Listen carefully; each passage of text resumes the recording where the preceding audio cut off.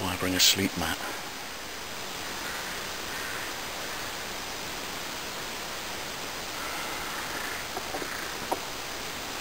Okay.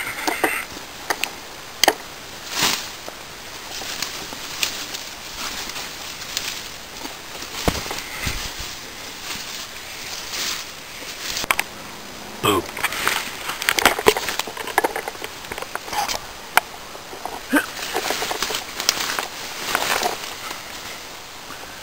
Boingy, boingy, boing. Need a little bit more height where my head is, but my hips are supported, my shoulders are supported. I've just got to crank this up about 4 inches. See in a bit.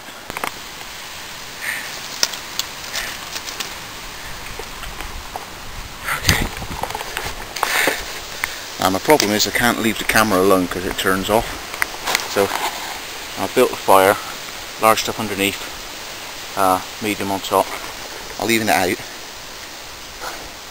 and then I'll get the fire lit and hopefully I'll get something to eat. So far the bed's more of a challenge than the fire. See you in a bit. Oh, right. Finally I get to introduce the challenge under like my little torch. Sepp, Waldhandwerk Bush Craft, has put out the challenge for anybody, and includes all of you watching, to create a self-feeding fire. Now, the only couple ones that I've seen, because I do my campfires to burn out before I go to sleep, because you really, supposed to keep your eye on it. But in a wilderness survival situation where you want to get 7 hours sleep by the warmth of the fire, and a fire that is warm enough so you don't end up rolling towards it because you're searching for warmth. So we're looking at northern forests, okay? You build either a long fire so it will burn all night, or you build a stacked fire like this. So we got thick material underneath, medium, so that the idea being that once you've got this fire going and you fed it, that's it, and it'll burn down, upside down fire, self-feeding. The other way of doing it is I've seen a guy with sort of stilts like that, and like a reflector, and the wood burn at the bottom, and then the rest would tumble in. So anyway, I'm just doing a simple one, and I put green sticks around the outside staked in, so it would sort of keep it together in a sort of vague cube. I'm going to start it with cotton wool with candle wax on, and I'll go that in a minute. So this is Sepp's self-feeding fire. See you in a bit.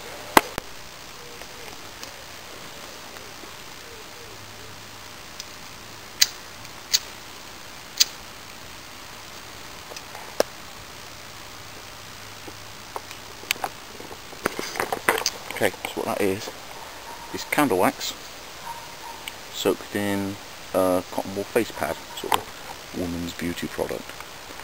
But it should start burning quite happily, like that. Catch the top small firewood, which in turn should create enough of a flame centre to hold its own whilst I tend it, and then burn down through. So we'll come back in a bit, and hopefully it's not gone out and I can keep it going. See you in a bit. Okay, I haven't done anything to this. That's burning quite happily, and it hasn't even lit the pad underneath yet. Once that starts going, should be plenty of heat in there. Right, let's get the tea on. Now the wind's whipping up.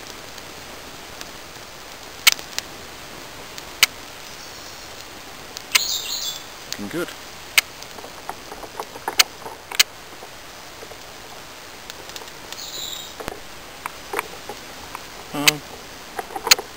Looks like it's burning. Because it's the biggest white man fire I've ever done. Normally my floor-based fire, I just stuff my canteen cup in. So I'm going to have a bit of a go with a fork stick, probably end in tears. I'm going to cook my tea on a fork stick, the canteen cup. And what we have is some spiced sausage, a cheap Tesco couscous, And I'm going to chuck a stock cube in as well.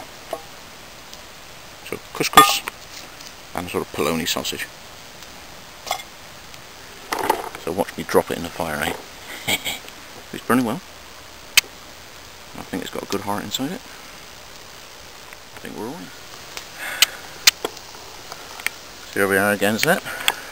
Done it again. What a great challenge. Got me out the house. Nice hot meal coming. Cute torch.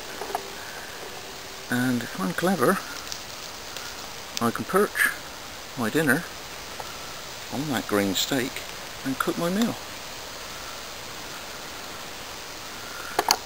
That's what it's all about, isn't it? Get out into the outdoors and be where we should be, not stuck in a four-walled blooming coffin.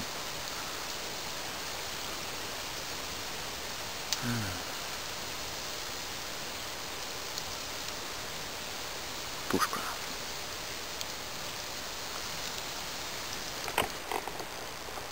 And you can just see the moon. There.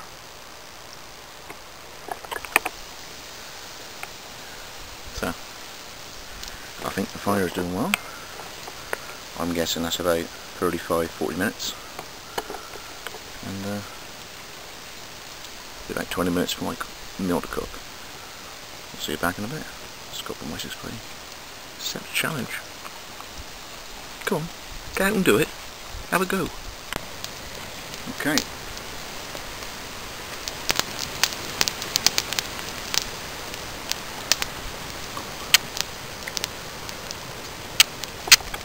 Fire's gone quite well. Tea's about just about done.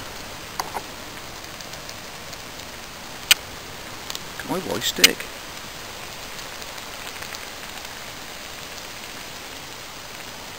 That's pretty good.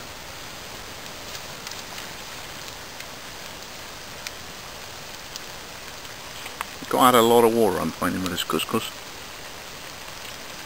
Really soaks it up and ups the volume. That's like a meal for two, I think. Just right for me. I'm guessing this fire will last about 4 hours, maybe 5.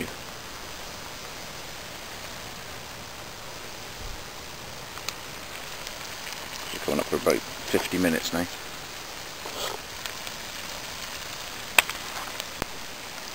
Okay, that's about 55 minutes. And my tea is cooked. Moved the torch. So, there's my couscous. Cooked on the fire. And the wind's beginning to really whip up. See,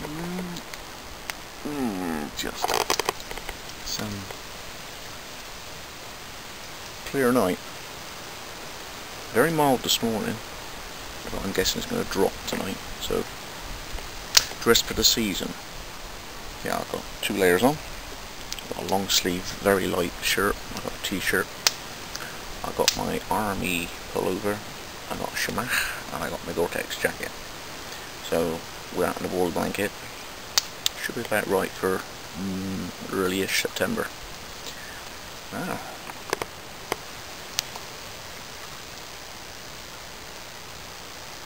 Just on the hour. So I'm currently eating my tea. I'll catch up with the fire in a later on. See you then. Bye. Okay, so an hour and 3/4, and a few of the green sticks are starting to go. It's still sort of vaguely contained, but that is pretty hot in there. I've had to move my little stool back. It's ferocious. So, lasting well.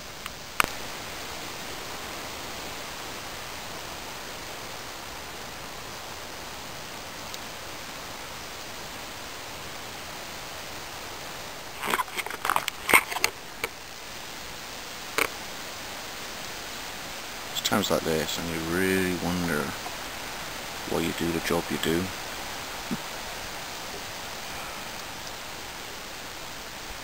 I've been doing this sort of disappeared thing since I was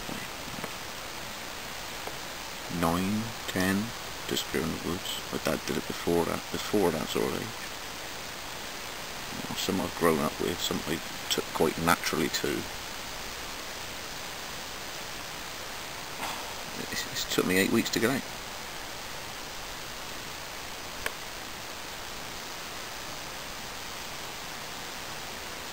No, I get up at 3 o'clock in the morning and I go to work. At least 3.5 hours work. At the moment I go to work. All I really want to do is this sort of thing. But basically, make the most of it when you get a challenge. Get out and do something. You'll always be glad you did it. And far too long before I was able to get out. Far too long. But hey, sharing the journey with me, eh? About out for a fire. My bed.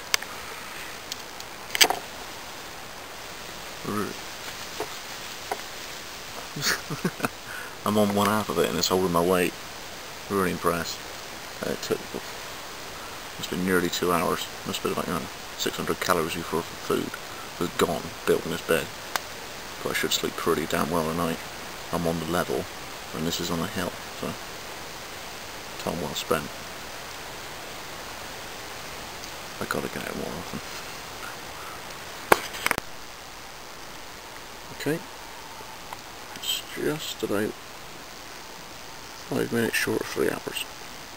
2 hours and 55 minutes.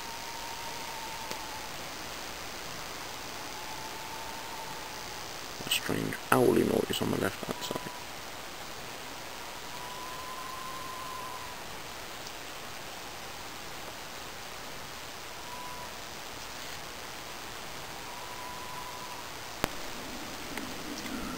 Okay, it's now 4 hours and 20 minutes.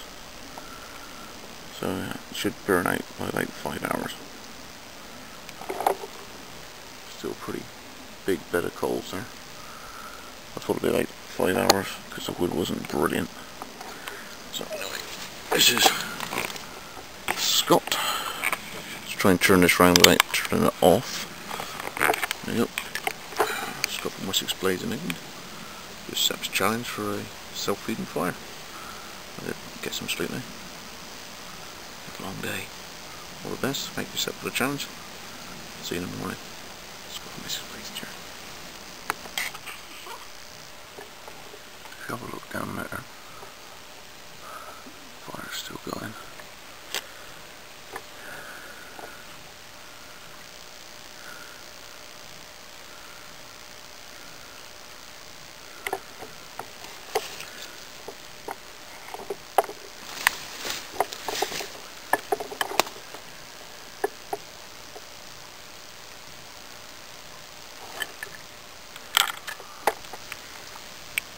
Chuck a few twigs on. Fire! As Robert Revere would say, boonga boonga.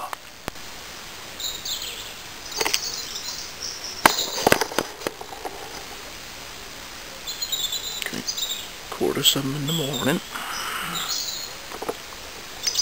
Ooh.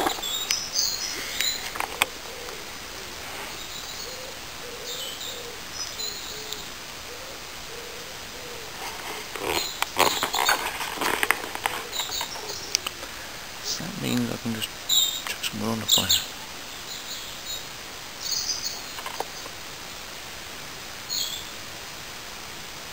It's wicked.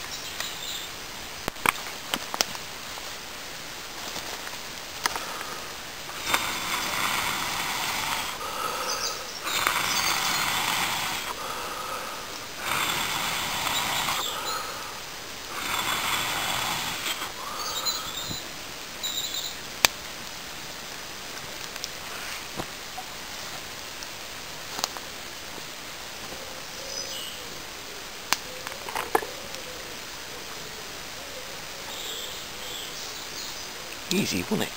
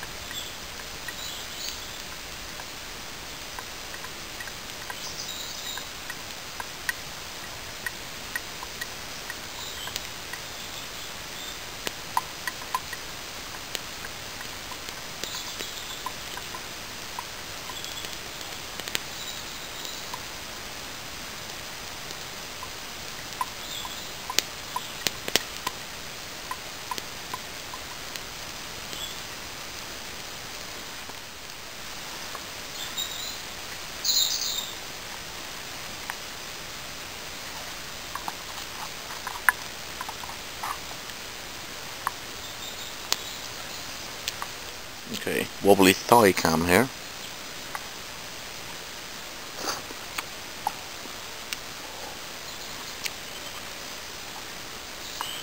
Scrambled eggs. Yum.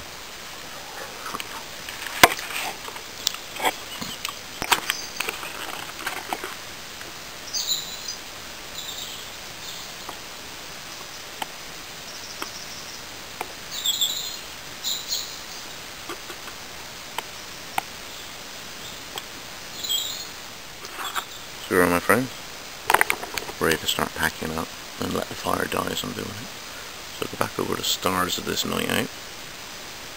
The self-feeding fire, suggestion by Sepp, which got going again in the morning very easily.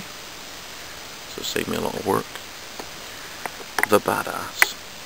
The badass. Chopped and chopped. My Leatherman blast, which helped me make my scrambled egg stirrer and server, and my obviously my Laplander, which is in my pack, which helped make my canteen cup holder, and helped make all of this stressed fork bed system. You can see all the sewing work. A colossal amount of work that was.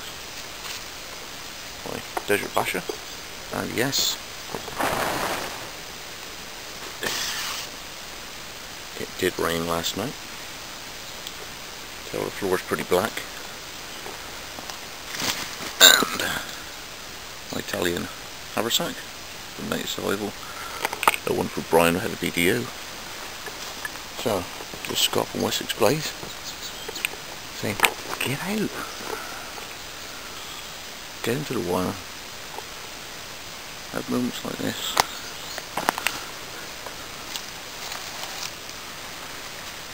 Look.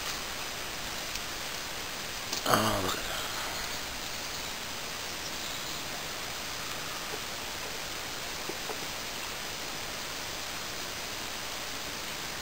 A lot of effort, but definitely worth the trip.